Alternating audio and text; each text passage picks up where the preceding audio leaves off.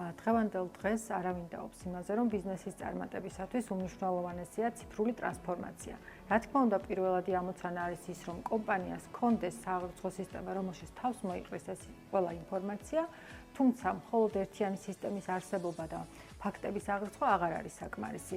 ბიზნეს ეფექტურობისთვის სჭირდება ERP სისტემა, რომელიც მას საშუალებას მისცემს ყველა ბიზნეს პროცესი მართოს პროგრამულად, ჩართოს ამ პროცესში პროცესის მონაწილე ყველა რგოლი და შესაბამისად მიიღოს ის, რომ პროცესები გახდეს უფრო ოპერატიული და დაიზღვიოს თავი ადამიანური შეცდომებისგან.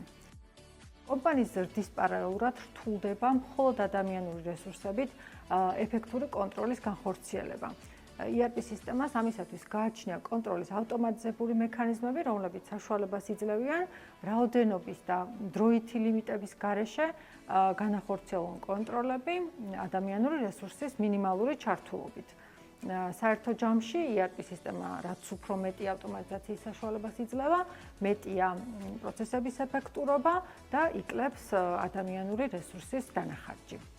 ვინაიდან ERP სისტემა უნდა იყოს ციფრული ეკოსისტემის ბირთვი, რომლის გარშემოც მოხდება სხვადასხვა სპეციალიზებული სოფტების, ასე ვთქვათ, გაერთიანება, ამიტომ მნიშვნელოვანია ის, რომ ERP სისტემას ჰქონდეს ინტეგრაციის კარგი შესაძლებლობები და არ შეზღუდოს კომპანია არც, ვთქვათ, რაოდენობრივად ამ სისტემების ინტეგრაციაში და არც ტექნიკური თვალსაზრისით.